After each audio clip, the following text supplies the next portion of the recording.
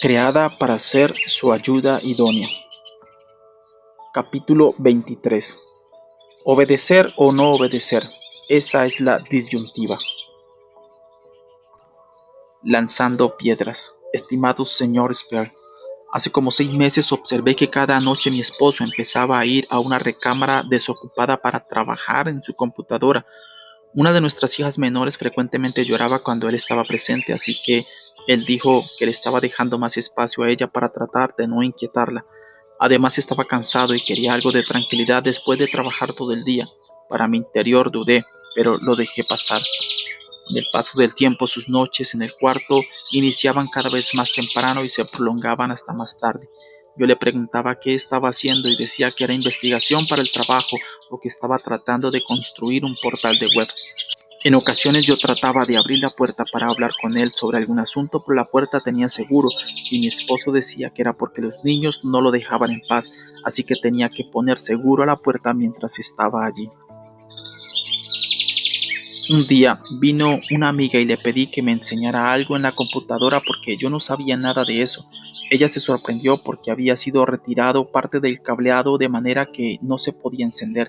En ese momento finalmente reconocí que mi maravilloso marido educador en el hogar y líder en la iglesia estaba atrapado por la pornografía. Acomodé las persianas dejando una pequeña hendidura y moví un poco la pantalla de la computadora y el escritorio para poder ver la pantalla cuando me asomara por la ventana desde afuera. Todo el día me hirvió la sangre, más y más caliente. Estaba tan enojada que me espantaba. Mi esposo fue al cuarto de la computadora al terminar de cenar. Esperé hasta estar segura de que los niños estaban dormidos y luego salí para asomarme a su oficina. Lo que vi en su pantalla era espantoso. Mientras viva, jamás lo olvidaré. Me siento asqueada de que le atraigan tales cosas. Me retiré confundida y enojada, con ganas de arrojarle la ira de Dios. Luego recordé las enormes piedras alrededor del jardín en que me encontraba. Tomé una piedra del tamaño de un plato y la arrojé por la ventana con todas mis fuerzas. Atravesó e hizo añicos esa ventana Anderson recientemente instalada. Para cuando yo entré a la casa, mi esposo iba saliendo a toda carrera para detener al malo. Me crucé con él y fui corriendo directamente a su cuarto cargando otra piedra y terminé con la tarea. Por supuesto, cuando él escuchó los golpes adentro, comprendió que había sido descubierto. Yo estaba gritando como una loca y sangrando de algunas heridas superficiales que me había hecho con el vidrio que voló. Despertaron los niños y vinieron llorando, así que era un escándalo de lo peor. Mi esposo trató de aparentar que yo era una mujer histérica y que yo no había visto nada de pornografía, pero yo ya no creía sus necedades farisaicas. Le dije que mañana iba a llamar a todos nuestros conocidos, incluyendo a su madre, para contarles exactamente lo que yo había visto. Luego empezó a decir que había sido la primera vez. Esto solo me hizo enojar más. Finalmente vio que su farsa había terminado y empezó a desmoronarse de temor y vergüenza de ser descubierto. No lamento mis acciones por un momento. Siento que Dios estaba por lo menos tan enojado como yo de que este hombre, que espera que su esposa y sus hijos ejemplifiquen a Cristo, se ocultara tras una puerta para ver imágenes sucias. No lo dije a nadie, pero él sabe que si alguna vez entra y cierra una puerta o se aísla de su familia de nuevo, yo voy a dar por hecho que se está ocupando de su malvado oficio y lo diré a los 4 vientos. Yo no lo considero chantaje, es rendición de cuentas. Él ha demostrado que no es confiable y que usa su autoridad e influencia religiosa para encubrir su pecado. Así que las puertas estarán abiertas y los niños y yo tendremos acceso en todo momento a donde él esté, y él no tendrá un trabajo en el que tenga libertad para jugar en la computadora, y él no saldrá en la noche sin que lo acompañe alguno de los niños y vendrá directamente del trabajo a la casa sin detenerse una hora en donde sea para hacer lo que sea. Yo espero que actúe como marido y como padre. Yo lo perdonaré, lo amaré y lo honraré, pero él sabrá que hay algunas cosas que yo necesito de él y que serán como garantía para mí de que él permanezca fiel y veraz. Su transparencia con nosotros me dará paz y hará que yo crea en él. Escribo esto como testimonio para que ustedes lo compartan con otros. Yo sé que ustedes hablan en contra del control religioso de la mujer, sin embargo, por algún motivo creo que comprenderán y aprobarán lo que hice. Situaciones drásticas requieren de medidas drásticas. Considero que si yo hubiera acumulado mis sospechas y hubiera tratado de razonar con mi marido, él nunca hubiera confesado su pecado y yo me hubiera hecho vieja y amargada, sabiendo que él era un engañador infiel. Sé que hubiera llegado a odiarlo y esto nos hubiera destruido tan cierto como que su pornografía nos estaba destruyendo. Ahora él se alegra de que le haya aventado la piedra. Me dijo que su primer pensamiento fue que Dios acababa de irrumpir en el cuarto y lo asustó terriblemente. Dijo que era necesario ver cuánto me hacía enojar la pornografía para poder comprender lo malo que era en realidad. Ahora estamos reconstruyendo y sabemos que llevará tiempo. Yo siento que hemos pasado por una batalla terrible y ambos estamos cansados, pero sentimos alivio de que ya haya terminado. Sé que hay miles de mujeres que están en la misma situación que yo. Oren por nosotros, oren por mi marido. ¿Cuándo no obedecer? Cláusula de limitación. La Biblia nos da un ejemplo de una circunstancia bajo la cual es incorrecto que una esposa obedezca a su marido. Hechos 5, 1 al 10. Pero cierto hombre llamado Ananías, con Zafira su mujer, vendió una heredad y sustrajo del precio, sabiéndolo también su mujer, y trayendo solo una parte, la puso a los pies de los apóstoles. Y dijo Pedro, Ananías, ¿por qué llenó Satanás tu corazón para que mintieses al Espíritu Santo y sustrajeses del precio de la heredad? Reteniéndola, ¿no se te quedaba a ti? ¿Y vendida no estaba en tu poder? ¿Por qué pusiste esto en tu corazón? No has mentido a los hombres, sino a Dios. Al oír Ananías estas palabras, cayó y expiró, y vino un gran temor sobre todos los que lo oyeron. Y levantándose los jóvenes, lo envolvieron, y sacándolo, lo sepultaron. Pasado un lapso como de 3 horas, sucedió que entró su mujer, no sabiendo lo que había acontecido. Entonces Pedro le dijo, dime, ¿vendisteis en tanto la heredad? Y ella dijo, sí, en tanto.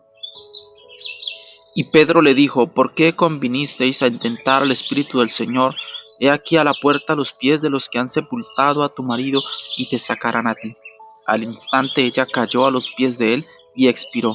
Y cuando entraron los jóvenes la hallaron muerta y la sacaron y la sepultaron junto a su marido. Este libro no estaría completo si no habláramos del asunto de lo que debe hacer una mujer si sabe que su marido está violando la ley de Dios y de los hombres, o que su pecado pudiera llevarla a ella a la cárcel, o que sus actos pecaminosos pudieran ocasionar la muerte de ella o de los hijos, como en el caso de que él la contagiara con SIDA. En síntesis, ¿existe algún caso en el que una mujer debe desobedecer a su marido? Como este es un asunto doctrinal, le he pedido a mi marido estudioso que me ayude a contestarlo. Él ha aportado a la sección sobre cuándo hay que desobedecer. Aportación de Michael Pearl. Toda autoridad pertenece a Dios. Pablo enseñó que debemos someternos a las autoridades superiores. Sin embargo, hubo ocasiones en que él y los apóstoles obedecieron más bien a Dios. Sabemos que cuando el gobierno judío o romano ordenaron que la iglesia primitiva actuara en contra de la Escritura, Pedro dijo, es necesario obedecer a Dios antes que a los hombres. Hechos 5:29. Este y otros ejemplos establecen el hecho de que puede haber excepciones a la obediencia a la autoridad bajo la cual nos encontramos. Muchas mujeres desobedecen a sus maridos, alegando que están obedeciendo más bien a Dios. Se acostumbran a dudar siempre de sus juicios e interpretar sus decisiones a su manera. Le permiten guiar cuando ellas creen que él tiene la razón, invirtiendo en efecto los papeles de varón y mujer. ¿Cuándo es correcto que una esposa se niegue a obedecer a su marido? ¿Existe algún punto en el que ella ya no está bajo la autoridad de él? Sí, pero no tan pronto ni con tanta frecuencia como la mayoría de las mujeres suponen. Esferas de autoridad. Toda autoridad proviene de Dios y tiene que rendir cuentas a Él, pero Él ha delegado algo de autoridad a los ángeles, algo al gobierno, algo a la iglesia, algo a los maridos y algo a las esposas. Los ángeles tienen autoridad que no tienen los profetas y los maridos tienen autoridad que no tienen los gobiernos. De igual modo, los gobiernos tienen autoridad que ni los ángeles ni los maridos tienen. Dios ha definido la jurisdicción de cada autoridad. Por ejemplo, ni los gobiernos ni los maridos tienen derecho de legislar en la esfera de las creencias ni de la moralidad. Dios se reserva ese derecho. La iglesia no tiene derecho de entrometerse en los asuntos de la familia, a menos que sea asunto de doctrina falsa o inmoralidad. Un marido no tiene derecho de violar las leyes justas de Dios ni de los hombres, ni tiene derecho de obligar a su esposa e hijos a hacerlo. En aquellas áreas en las que Dios ha delegado autoridad a alguien, Él ha cedido cierta cantidad de control a esa autoridad, para bien o para mal. Dios no controla los detalles en todas las esferas de autoridad. Él da cierta tolerancia para que la autoridad se equivoque sin que pierda el cargo. Toda nuestra vida está encerrada en una cadena de mando. Tenemos que rendir cuentas a otros, quienes a su vez tienen que rendir cuentas a Dios. Jesucristo enseñó esferas de autoridad. Jesús confirmó enfáticamente que Dios ha establecido diferentes esferas de autoridad cuando dijo: «Dad pues a César lo que es de César, y a Dios lo que es de Dios». Mateo 22, 15 al 22. O sea que el gobierno tiene su jurisdicción y Dios tiene la suya. No hay conflicto respecto de cada uno en su esfera de autoridad. Cuando Dios le concedió al gobierno el poder para gobernar en áreas carnales, les cedió el poder para cobrar los impuestos que ellos decidan. Dios no interviene para evitar que el gobierno cobre un impuesto injusto. Esa es una esfera de influencia que le pertenece exclusivamente al gobierno, aun cuando abusen del poder. El principio es aplicable a toda autoridad delegada: policía, jueces, gobernadores, presidentes, reyes, maridos, iglesias y padres sobre sus hijos. Únicamente dentro del campo de autoridad que Dios ha concedido a cada entidad les permite usar o abusar de esa autoridad sin que Él interfiera. Si cualquier autoridad abusa de su poder más allá de lo que Dios le ha permitido, está sujeta a un poder superior, como cuando un marido maltrata físicamente a su esposa y tiene que rendir cuentas al poder del Estado. Dios permite que el gobierno expida licencias a sus ciudadanos, actúe injustamente y abuse de su poder para reglamentar, y sus súbditos siguen bajo obligación de obedecer. Pero si el gobierno intenta reglamentar la fe, por ejemplo, ordenando a los padres que no enseñen a sus hijos que la homosexualidad es pecado, entonces se ha salido de la esfera de autoridad que le pertenece al gobierno. La clave es saber por las Escrituras cuáles son los alcances de la jurisdicción que Dios ha delegado a cada autoridad. Esfera de autoridad del marido. La esposa no tiene que escoger entre Dios y su marido. Dad pues a tu marido lo que es de tu marido, y a Dios lo que es de Dios. La autoridad que Dios le dio a tu marido le pertenece exclusivamente a él, y Dios no va a interferir para recuperar ese poder para sí mismo, aun cuando tu marido abuse de su poder dentro de ciertos límites permisibles. Ya hablaremos acerca de esas excepciones, pero primero hay que señalar que el marido tiene autoridad para decirle a su esposa qué debe vestir, a dónde puede ir, con quién puede hablar, cómo usar su tiempo, cuándo debe hablar y cuándo debe callar, aun cuando sea irrazonable e insensible. Pero no tiene autoridad para ordenarle que vea pornografía con él, ni para exigirle que le ayude a cometer un delito. De igual modo, la autoridad de los padres no incluye el derecho de ordenarle al niño que participe en inmoralidad, aborto, ni nada que pudiera contaminar la conciencia del niño delante de Dios o que lo haga violar las leyes justas del país. Sin embargo, el hijo tiene que seguir honrando el cargo de padre, aun cuando el padre sea inmaduro y lo maltrate verbalmente. Las esposas deben obedecer a un marido irrazonable y áspero, a menos que ordene a su esposa que le mienta al Espíritu Santo, como lo hizo Ananías. En tal caso, la esposa debe obedecer a Dios antes que a su marido. El marido tiene autoridad para practicar el sexo natural con su esposa, pero no tiene autoridad para obligarla a participar en sexo antinatural o anal. Igualmente, la esposa tiene autoridad para acceder al cuerpo de su marido para satisfacción sexual. Este principio parece obvio y sencillo cuando se expresa en teoría. Esta moneda matrimonial tiene dos lados. Por un lado, la esposa debe obedecer a su marido en todo, reverenciándolo, sirviéndole como al Señor. Pero por otro lado, si se sale de su esfera de autoridad e intenta ordenarle que haga algo ilegal o inmoral, ella debe obedecer a Dios o al gobierno, según el caso. Ahora, si los maridos siempre gobernaran sus hogares en santidad y justicia, no habría necesidad de excepciones a la obediencia. Pero, por supuesto, no es ese el caso, ni ha sido el caso por siglos y siglos. Ciertamente no hay hombre justo en la tierra que haga el bien y nunca peque. Eclesiastés 7:20. Sin embargo, Dios, mientras reconoce el hecho de la pecaminosidad del hombre, no obstante ordena a la esposa que respete y obedezca a su marido en el Señor. La clave pues es que la esposa tenga la sabiduría para saber qué es lo que se encuentra dentro de la esfera de autoridad de su marido y la esfera de autoridad de Dios, tarea abrumadora para la mente carnal. Si todas las esposas tendieran por naturaleza a sujetarse a la autoridad, sea Dios, gobierno, iglesia o marido, estoy seguro que todo saldría armoniosamente.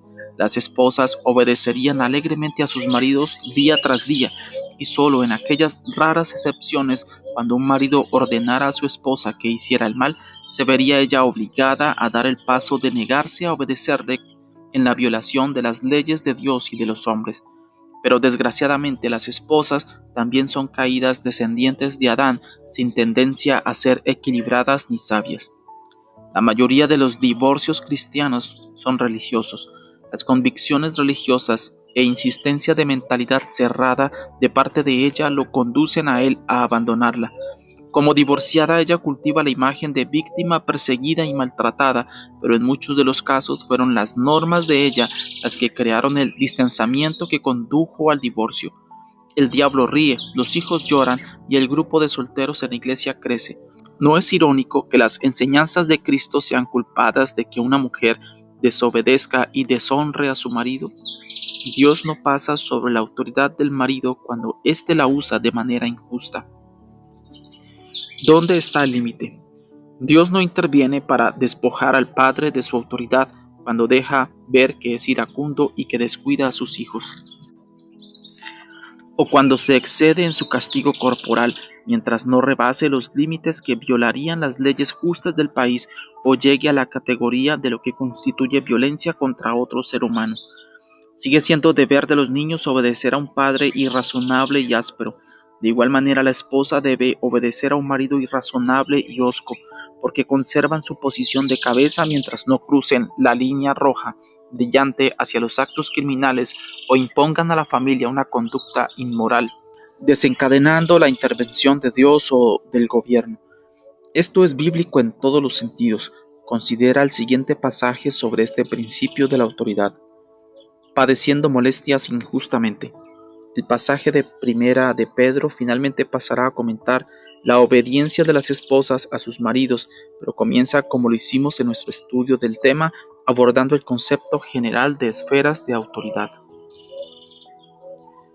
Primera de Pedro 2, 13 al 23.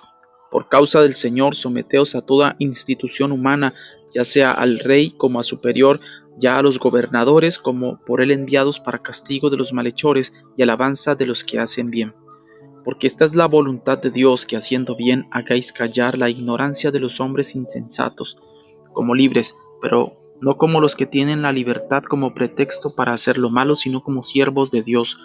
Honrad a todos, amad a los hermanos, temed a Dios, honrad al Rey. La Biblia es tan clara, se nos ordena que nos sujetemos a toda institución humana que existe sobre nosotros, incluso hombres ignorantes y necios. El versículo 16 señala que en realidad somos libres de las leyes humanas porque estamos bajo la ley más alta de Dios. Gozamos de una libertad, pero se nos advierte que no usemos nuestra libertad para ocultar malicia. Es decir, no hemos de disfrazar nuestra malicia en la vestimenta de nuestra libertad en Cristo. En otras palabras, no te rebeles por razones egoístas, al mismo tiempo que afirmas estar sirviendo a una ley más elevada y más justa, el pretexto de todo rebelde. El pasaje continúa desarrollando el mismo principio, pero ahora refiriéndose al siervo bajo la autoridad de su amo, o en términos modernos, patrones y empleados. Criados, estad sujetos con todo respeto a vuestros amos, no solamente a los buenos y afables, sino también a los difíciles de soportar, porque esto merece aprobación. Si alguno a causa de la conciencia delante de Dios sufre molestias padeciendo injustamente, pues qué gloria es si pecando sois abofeteados y lo soportáis, mas si haciendo lo bueno sufrís y lo soportáis, esto ciertamente es aprobado delante de Dios.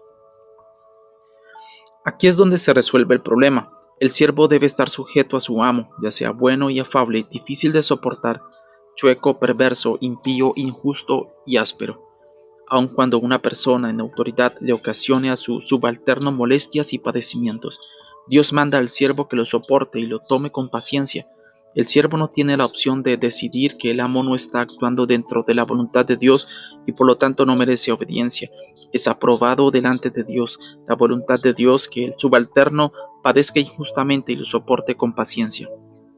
Seguramente te preguntarás, ¿por qué será la voluntad de Dios que un subalterno sufra por manos de una autoridad injusta y perversa? Dos razones son obvias, una de las cuales ya hemos mencionado. Primero, la cadena de autoridad debe permanecer intacta, aun cuando eso signifique tolerar algo de abuso. La otra razón se introduce en el versículo 20, gloria.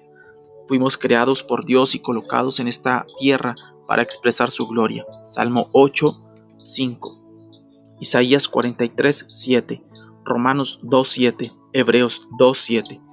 Jesucristo no vivió su vida con comodidades para su propio placer, vivió y sufrió por las glorias que vendrían después. Primera de Pedro 1:11. Mujer, tú fuiste creada para dar gloria a Dios. Cuando Dios te coloca en sujeción a un hombre, aun sabiendo que te va a ocasionar sufrimiento, es con el entendido de que estás obedeciendo a Dios al soportar el sufrimiento injusto. Y cuando sufres injustamente, como para el Señor, traes gran gloria a Dios en el cielo. Las palabras del versículo 21 indican que fuiste llamada por Dios precisamente con el propósito de sufrir para Él, así como Él sufrió por ti. Versículo 21, pues para esto fuisteis llamados, porque también Cristo padeció por nosotros, dejándonos ejemplos para que sigáis pues sus pisadas. Versículo 22, el cual no hizo pecado ni se halló engaño en su boca. Versículo 23, quien cuando le maldecían no respondía con maldición, cuando padecía no amenazaba, sino encomendaba la causa al que juzga justamente. Tu marido te ha vituperado o amenazado, se te exhorta a responder como respondió Jesús cuando él fue vituperado y amenazado. Lo soportó encomendándose a un juez superior que es justo. Tú debes encomendarte al que te colocó bajo el mando de tu marido. Tu esposo dará cuentas a Dios y tú tendrás que rendir cuentas a Dios por tu manera de responder a tu esposo, aun cuando él te ocasione sufrimiento.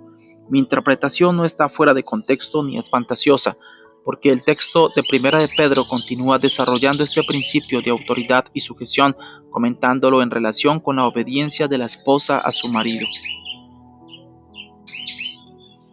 La primera palabra del capítulo 3 es asimismo. Llegando a este capítulo con lo tratado anteriormente en el capítulo 2, los versículos que acabamos de ver. Primera de Pedro 3, 1 al 6. Asimismo, vosotras mujeres estad sujetas a vuestros maridos, para que también los que no creen a la palabra sean ganados sin palabra por la conducta de sus esposas, considerando vuestra conducta casta y respetuosa. Vuestro atavío no sea el externo de peinados sustentosos, de adornos, de oro o de vestidos lujosos, sino el interno, el del corazón, en el incorruptible ornato de un espíritu afable y apacible, que es de grande estima delante de Dios. Porque así también se ataviaban en otro tiempo aquellas santas mujeres que esperaban en Dios, estando sujetas a sus maridos, como Sara obedecía a Abraham, llamándole Señor, de la cual vosotras habéis venido a ser hijas, si hacéis el bien, sin temer ninguna amenaza. El pasaje es muy claro para todo el que tenga ojos para ver, así como hemos de obedecer cada orden del gobierno, y los siervos deben obedecer a sus amos, aun los que son abusivos y ásperos. Asimismo vosotras mujeres estad sujetas a vuestros maridos, aun los que no obedecen la palabra, que no tienen ningún respeto por Dios. El pasaje incluso llega a sugerir que la esposa debe tener el mismo respeto por un marido inconverso como para llamarle Señor, como lo hacía Sara. Puedes libremente llamar a tu marido Señor cuando sabes que te diriges con quien lo puso al frente y te pidió que sufrieras por manos de tu marido, así como Cristo sufrió por manos de autoridades injustas. ¿Jesucristo rechazó la voluntad de Dios para huir a un lugar seguro solo porque era necesario sufrir? Jesús dijo, porque he descendido del cielo no para hacer mi voluntad, sino la voluntad del que me envió. Juan 6:38.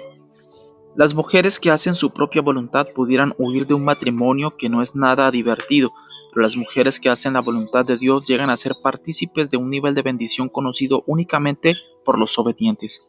Sé que esta ha de ser una doctrina sorprendente para muchas de ustedes. No obstante, no es menos radical que Jesús mismo, y es así como Dios manda. El pasaje dice que no temamos ninguna amenaza, en el versículo 6 del capítulo 3. Las enseñanzas de Jesús son tan contrarias a la naturaleza humana que en ocasiones te causarán temor y asombro. Esto no se le ocurriría jamás a nadie del departamento de psicología. Esto nunca se lo escucharás a la doctora Corazón y a la mayoría de los predicadores modernos. Pero es el camino a la gloria, el camino hacia el milagro que pudiera transformar a tu marido después de que finalmente te haya cambiado a ti. Dios busca que le glorifiques. La gloria radica en hacer lo extraordinario, lo valiente, lo maravilloso en comparación con lo que habitualmente se hace. Cuando una esposa cristiana hace lo que una mujer del mundo jamás haría, obedecer gustosamente a un hombre indigno solo porque Dios lo ordena, Dios en el cielo recibe la gloria. Los hijos deben obedecer a sus padres como para el Señor, y las esposas han de obedecer a sus maridos como si estuvieran obedeciendo a Dios. Lee lo que sigue en el pasaje y asómbrate ante tu llamamiento. No te espantes. Primera de Pedro 3:9 al 17. No devolviendo mal por mal, ni maldición por maldición, sino por el contrario bendiciendo, sabiendo que fuisteis llamados para que heredaseis bendición. Cuando soportas maldad y maldición sin devolverla, recibes una bendición, no como mártir, sino como uno que adora a Dios. Porque el que quiere amar la vida y ver días buenos, refrene su lengua del mal y sus labios no hablen engaño. Apártese del mal y haga el bien, busque la paz y sígala. Porque los ojos del Señor están sobre los justos y sus oídos atentos a sus oraciones. Pero el rostro del Señor está contra aquellos que hacen el mal. ¿Y quién es aquel que os podrá hacer daño si vosotros seguís el bien? Si amas la vida y quieres llegar a la vejez con paz y contentamiento, entonces abstente de devolver palabras malas, porque los ojos del Señor observan todo lo que ocurre. Sus oídos están abiertos a tus oraciones cuando le obedeces a Él y a tu marido. Luego viene la promesa. Si estás siguiendo a Dios, no te vendrá ningún daño por hacer lo que es bueno. Mas también, si alguna cosa padecéis por causa de la justicia, bienaventurados sois. Por tanto, no os amedrentéis por temor de ellos, ni os conturbéis. Recibirás una bendición cuando sufras por causa de la justicia, es decir, cuando obedeces a Dios mediante la obediencia a tu marido, no devolviendo mal por mal. Serás feliz, así que no tengas temor, ni te inquietes por lo que tengas que soportar. Sino santificad a Dios, el Señor, en vuestros corazones, y estad siempre preparados para presentar defensa con mansedumbre y reverencia ante todo el que os demande razón de la esperanza que hay en vosotros. Teniendo buena conciencia, para que en lo que murmuran de vosotros como de malhechores, sean avergonzados los que calumnian vuestra buena conducta en Cristo. Porque mejor es que padezcáis haciendo el bien, si la voluntad de Dios así lo quiere, que haciendo el mal. Si no por tu marido, por lo menos por Dios debes estar dispuesta a sufrir por hacer el bien. Si no tienes por lo menos un dominio moderado de las Escrituras y de la voluntad y los caminos de Dios, esta doctrina de sufrir silenciosamente injusticias para la gloria de Dios te asombrará. Es una lástima que en la actualidad tantas personas ignoran los caminos de Dios. Esto que estamos recomendando es la vida cristiana normal. El camino de Dios es el camino de gozo y paz en abundancia. Sufrir por Él produce gozo inefable y glorioso. Primera de Pedro 1:8. Por otra parte, no estamos sugiriendo que adoptes una actitud de cara larga que expresa «pobre de mí, miren cuánto sufro», que tantas parecen manifestar. Jamás ganarás a un marido perdido si él piensa que estás aceptando la desgracia como parte de tu fe, y yo no lo culparía. Si tu respuesta a él te causa desdicha, puedes estar segura de que no tienes el sentir de Dios al respecto. Debes ser adoradora de Dios y disfrutar de su presencia si vas a sufrir por su causa y ver que conduzca a gran gloria. Michael Pearl. Ejemplos prácticos. Quizá todavía estés confundida respecto a cuándo obedecer y cuándo no. Enumeraremos algunos de los problemas y dudas que hemos recibido en el correo para comentarlos uno por uno. Predador sodomita. Email que fue contestado inmediatamente. Estimado señor Sperl, está ocurriendo algo terrible y no tenemos amistades a quienes yo pueda recurrir. Me urge recibir ayuda hoy, por favor. Lean y contesten esta carta hoy. Hace como una semana mi hijo cumplió 13 años. Por ese mismo tiempo mi marido empezó a querer que saliera con él por las tardes para fomentar una relación de hombre a hombre. Me dio gusto, después de la primera salida mi hijo, de una relación anterior a mi matrimonio con Daniel, Me suplicó en privado que no lo obligara a ir. Mi esposo se enoja mucho si los niños o yo hablamos contra él, pero es amable si hacemos lo que él dice. Le gusta presumir nuestra obediencia.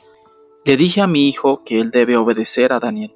Hoy mi hijo me dijo que Daniel lo lleva a las áreas de descanso en la carretera donde se juntan homosexuales para tener relaciones y buscar a otros muchachos que usan los sanitarios.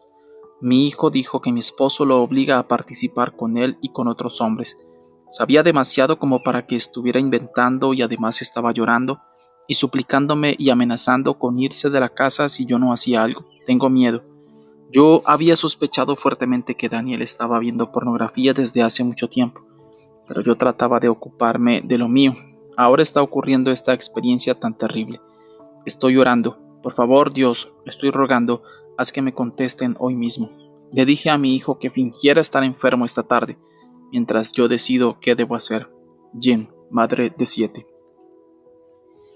Este es un ejemplo de un padre y marido que se ha excedido de los límites de su jurisdicción. Ni la esposa ni el hijo están obligados a obedecerle en este asunto. Le dijimos que avisara a las autoridades para que ellos pudieran detener a los sodomitas en el área de descanso, incluyendo a su marido. Lo hizo. Su marido está en el bote por algunos años y los hijos están creciendo sin un perverso como padre. En ocasiones sería un grave pecado no enfrentar a tu marido. En la actualidad, el SIDA es un factor que hay que tomar en cuenta, tanto para tu propia salud como para la de los niños. Travestismo. Estimado señor Sper, mi marido ha empezado a ponerse camisones de mujer por la noche y quiere que yo haga de cuenta que él es mujer cuando practicamos el sexo. Él me recuerda que lo que suceda en nuestra recámara está bien, porque el lecho es sin mancilla. Él es maestro en la iglesia y es muy respetado. Sé que es cabeza del hogar, así que lo he complacido un par de veces, pero me da asco. ¿Qué es lo correcto en este caso? Ana, Dios no delegó al hombre la autoridad para inducir a su esposa a participar en el lesbianismo mental. Si ella le obedeciera, estaría cometiendo sodomía en su corazón, una violación clara de la ley moral de Dios. El marido, o lo que haya sido, se estaba adjudicando una esfera de autoridad que le pertenece exclusivamente a Dios. Deuteronomio 22:5. Le indicamos a la esposa que se negara a participar en su perversión y que expresara su repugnancia por su travestismo. Si ella tratara su pecado con una preferencia, ella normalizaría la conducta de él. Ella tiene que dar a conocer que es un hombre inconverso, que va rumbo al infierno y que ella no va a deshonrar a su Señor. Robo. Estimada señora Pearl, me he esforzado mucho por obedecer a Dios y a mi marido, pero tengo temor de terminar en la cárcel si le sigo ayudando. Él me obliga a ponerme de guardia en las paradas de camiones de carga mientras él se mete a los tractores a robar. ¿Cómo puedo honrarlo y al mismo tiempo negarme a participar en lo que él espera de mí? Betty. Le dijimos que reportara los delitos a la ley que les ayudara a sorprenderlo en el acto de robar. Ella lo hizo y él está en la cárcel. Ella va a visitarlo y le trae antojitos y habla acerca del día en que pueda regresar con la familia. Él sabe que hizo mal. No necesitaba un diccionario para que lo definiera. Si tu marido te ordena que violes las leyes de Dios y de los hombres y sabes que tú irás a la cárcel u otros sufrirán consecuencias, puedes negarte respetuosamente a obedecer porque Dios no le ha concedido al marido un poder ilimitado. Falsas declaraciones de impuestos. Tenemos muchas cartas de esposas que nos dicen que su marido hace declaraciones de impuestos fraudulentas y ellas se niegan a firmarlas con él, poniéndolo furioso. La esposa se aferra a su postura y adopta una actitud de superioridad. Cuando la interrogamos y obtenemos los detalles, en la mayoría de los casos la esposa está molesta porque su marido dejó de reportar un poco de efectivo que percibió por cortar el pasto o arreglar varios autos para vecinos o amigos. Jamás hemos recibido una carta de una mujer cuyo marido esté cometiendo fraude importante. Han sido cosas pequeñas que a ella se le atoran en el buche. Ella pone atención meticulosa a cada detalle y le recuerda las pocas cosas que él cómodamente olvidó mencionar al declarar su ingreso anual. Esto representa una gran presión para el matrimonio. El marido percibe que se trata de algo más que las convicciones religiosas de ella.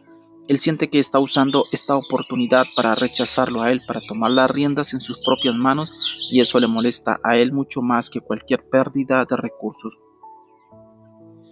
En la mayoría de los casos se trata de un hombre que jamás robaría. Cuando él lee la Biblia, el pasaje sobre impuestos que le llama la atención es la afirmación de Jesús cuando el cobrador vino buscándolo a él y a sus discípulos. Jesús dijo respecto a los impuestos: luego los hijos están exentos. Mateo 17:26. Es decir, están exentos de pagar impuestos a un gobierno que no es representativo. Sin embargo, por causa del testimonio, él pagó los impuestos.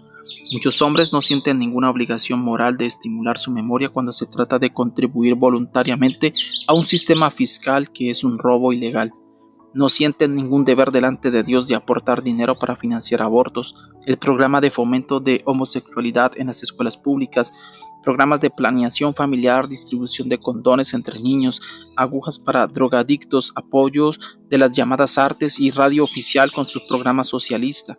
No estamos defendiendo esta postura ni justificando ninguna deshonestidad, pero le ayuda a la esposa cuando entiende la perspectiva de un hombre. Dios no pone a la esposa para que sea conciencia de su marido. La esposa no tiene ningún derecho de hacer juicios respecto a la manera en que él interpreta su obligación. Sin embargo, sí tiene un deber ante su propia conciencia. Si ella tiene que firmar un documento que declara esto fue lo que percibimos de ingresos, ni un centavo más, entonces ella tiene el deber ante Dios y a sí misma de decir la verdad según la conoce.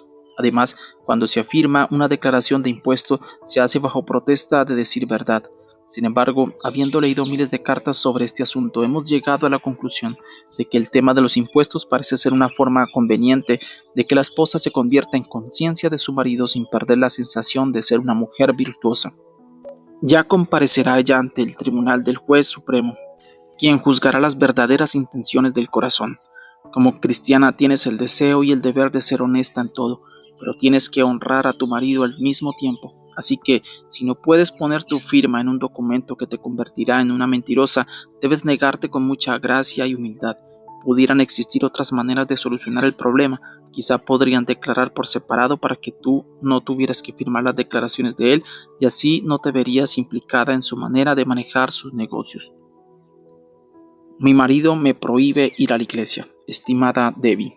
Mi marido me dice que ya no puedo ir a la iglesia por la noche. Yo siento que si no disfruto de este tiempo de dulce comunión, no podré seguir caminando fielmente delante de Dios. La palabra de Dios dice que no nos olvidemos de congregarnos, así que sería una violación directa de la palabra de Dios si no asisto. Mi marido me dijo que escribiera para preguntarte, Carla. Estimada Carla, es común que los maridos inconversos o desalentados les prohíban a sus esposas que asistan a la iglesia. En casi todos los casos, las objeciones de los maridos no se basan en un deseo de evitar que ella adore a Dios. Más bien, él ve la relación de ella con la iglesia como un segundo amor, quizá el amor preferido por ella, y se ve a sí mismo como un marido desplazado. Está celoso. Él no se siente realizado como esposo y cree que la iglesia de alguna manera es objeto de tu primer amor. Ahora, una esposa sin sabiduría alguna pudiera encontrar alguna satisfacción en los celos de él, pensando que ella pone a Dios en primer lugar, pero la verdadera adoración de Dios nunca es causa de descuido de relaciones. El amor por Dios y servicio a Él debe hacerte una esposa más atenta y una mejor amante de tu marido. El meollo del asunto es que si tu marido no quiere que vayas a la iglesia, entonces quédate en casa y pinta las paredes con él, salgan de pesca o de compras, lo que él quiera hacer, y asegúrate de pasarla bien. Obedecerle con desilusión y a regañadientes no es obediencia, es venganza. Debbie. El meollo del asunto. Si una esposa tiene una actitud de rebeldía, será capaz de encontrar 1000 excepciones a la obediencia. Pero si una mujer realmente está buscando a Dios y pidiendo sabiduría de lo alto, podrá discernir la diferencia entre su propio espíritu controlador y aquellas raras instancias en las que el marido pudiera ordenar algo fuera de su esfera de autoridad, requiriendo intervención legal. Las mujeres que amenazan con denunciarlo ante la ley o mujeres que se niegan a contestar el teléfono excepto para decir él está aquí pero se niega a hablar son rebeldes. Jamás llegarán a ingresar al Salón de la Fama de Hebreos 11, donde está incluida Sara, y tampoco llegarán a tener un matrimonio divino aquí en la tierra. Irán a sus tumbas sin ser amadas ni queridas, un total fracaso como la mujer que Dios quiso que fuera. La sabiduría nos otorga la capacidad para usar nuestra mente y espíritu para manejar pequeños problemas con gracia y honor. Para ustedes que están soportando maltrato verbal y físico, estamos conscientes de que estadísticamente es probable que permanezcas con tu marido. Por tanto, es importante que entiendas cómo hablar y conducirte de una manera que conserve tu seguridad física y emocional, y que en última instancia gane a tu marido. La Biblia nos relata varios ejemplos de esposas que se encontraban en circunstancias terribles y que concibieron diversas ideas para mostrar honor sin desobedecer. Por ejemplo, Esther, quien fue entregada como esposa a un hombre impío y divorciado, evitó el desastre y la muerte mediante astucia ágil y gran valor cuando su marido publicó un decreto imprudente. Lee la historia completa en el libro de Esther. La historia de Abigail. La escritura relata la historia de una excepción, en la que una mujer se vio obligada por la ley de su país y la conservación de su pueblo a actuar en contra de la voluntad de su marido. Es la famosa historia de amor de David y Abigail. Cuando David, el rey ungido de Israel, vivía en el exilio, huyendo del rey Saúl, formó un ejército de hombres que entrenó como fuerza policíaca para proteger a la gente de la tierra en la que vivían. Esta milicia dependía de los campesinos y agricultores para proveerles de alimentos, remuneración por la protección que les brindaban. En esta ocasión David envió un mensaje a uno de los agricultores de la localidad llamado Nabal, pidiendo que se le enviaran los alimentos que requería con sus mensajeros. Nabal se negó rotundamente a darles alimento. David, airado, preparó la venganza por la afrenta de este hombre impío contra la misericordia y la justicia de Dios. David era el brazo de la misericordia de Dios, su ungido, destruyendo a Nabal y a toda su gente inocente. Primera de Samuel 25, 13 al 38. Entonces David dijo a sus hombres: ciñase cada uno su espada, y se ciñó cada uno su espada, y también David se ciñó su espada, y subieron tras David como 400 hombres y dejaron 200 con el bagaje. Pero uno de los criados dio aviso a Abigail, mujer de Nabal, diciendo: he aquí David envió mensajeros del desierto que saludasen a nuestro amo, y él los ha zaherido. Y aquellos hombres han sido muy buenos con nosotros y nunca nos trataron mal, ni nos faltó nada en todo el tiempo que anduvimos con ellos cuando estábamos en el campo. Los hombres eran los soldados de David, protegiendo a los labradores de manos de los ladrones. Muro fueron para nosotros de día y de noche, todos los días que hemos estado con ellos apacentando las ovejas. Ahora pues reflexiona y ve lo que has de hacer, porque el mal está ya resuelto contra nuestro amo y contra toda su casa, pues él es un hombre tan perverso que no hay quien pueda hablarle. Los siervos de este hombre lo llamaban hijo de Belial, que significa hijo de Satanás. Los trabajadores que se quedaron atrás para cuidar la casa temían que todos morirían por causa de su amo egoísta y malvado. Así que apelaron a Abigail para que les salvara la vida. Abigail aceptó el consejo de los hombres que su marido había dejado encargados de administrar su casa.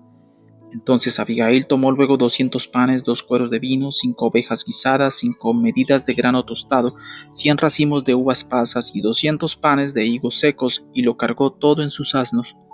Y dijo a sus criados: id delante de mí, yo os seguiré luego. Y nada declaró a su marido Nabal. Entonces Abigail se montó en el asno y fue al encuentro de David antes de que él tuviera oportunidad de subir a matar a sus siervos y a la gente que vivía y trabajaba en su enorme rancho. Era su única esperanza de salvar a la gente que estaba bajo el cuidado de ella. Y cuando Abigail vio a David, se bajó prontamente del asno y, postrándose sobre su rostro delante de David, se inclinó a tierra. Y se echó a sus pies y dijo: Señor mío, sobre mí sea el pecado, mas te ruego que permitas que tu sierva hable a tus oídos y escucha las palabras de tu sierva. Abigail estaba dispuesta a sufrir por los pecados de su marido, con tal de salvar a la gente que estaba bajo su cargo. Observa que no encubre los pecados de su marido, ni trata de aparentar que él sea un hombre de carácter maravilloso, ni que ha habido algún malentendido. Él es conocido como un hombre diabólico, así que ella dice las cosas como son. Fue el egoísmo de su marido lo que ocasionó el problema, y ella es franca en su apelación a David. No haga caso ahora, mi señor, de ese hombre perverso, de Nabal, porque conforme a su nombre así es. Él se llama Nabal, y la insensatez está con él. Mas yo, tu sierva, no vi a los jóvenes que tú enviaste. Ahora pues, señor mío, vive Jehová y vive tu alma, que Jehová te ha impedido el venir a derramar sangre y vengarte por tu propia mano. Sean pues como Nabal tus enemigos y todos los que procuran mal contra mi señor. Fue evidente la gratitud de David por el valor que tuvo Abigail y su disposición para arriesgar su vida con tal de evitar que él matara a personas inocentes, lo cual le hubiera ocasionado mucho pesar cuando descubriera su error. Y dijo David a Abigail: Bendito sea Jehová Dios de Israel, que te envió para que hoy me encontrases, y bendito sea tu razonamiento, y bendita tú que me has estorbado hoy de ir a derramar sangre y a vengarme por mi propia mano. Después que Abigail tuvo que enfrentar a David en una situación de vida o muerte, se dio media vuelta y regresó para enfrentar la ira de su malvado esposo. Ella sabía que su marido la podía mandar a matar sin ningún temor a represalias. Sin embargo, regresó a él. Cuando llegó a donde él estaba, él se encontraba ebrio en una fiesta, así que ella esperó que él durmiera y saliera de su ebriedad para hablar con él. Al día siguiente le platicó lo que había hecho cuando dio de comer a David y a sus hombres. Mira lo que hizo Dios después de eso. Y Abigail volvió a Nabal, y aquí que él tenía banquete en su casa como banquete de rey, y el corazón de Nabal estaba alegre y estaba completamente ebrio, por lo cual ella no le declaró cosa alguna hasta el día siguiente. Pero por la mañana, cuando ya a Nabal se le habían pasado los efectos del vino, le refirió su mujer estas cosas, y desmayó su corazón en él, y se quedó como una piedra. Y 10 días después Jehová hirió a Nabal y murió. ¿Qué cosa tan misericordiosa hizo Dios dándole a ese hombre tan cruel un infarto o una embolia? Cuando David se entera de que el hombre impío ha muerto, manda a sus hombres para que traigan a Abigail para ser su esposa. Ella primeramente les lava los pies a los siervos de David, luego se apresura a ir con ellos a encontrarse con David. Abigail sí que era una mujer fuerte, de verdad. Reflexiones sobre obedecer o no obedecer. Rasgos de una buena ayuda idónea. Una esposa obediente es accesible, dispuesta y deseosa de acatar instrucciones o deseos y se abstiene de lo que está prohibido. Busca maneras de obedecer o reverenciar a su marido.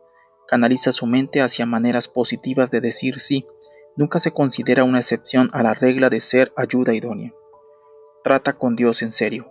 Revisa en tu Biblia todos los pasajes que vimos sobre el tema de la autoridad. Pide a Dios que te dé un corazón dispuesto a hacer su voluntad con alegría, sin importar los beneficios inmediatos.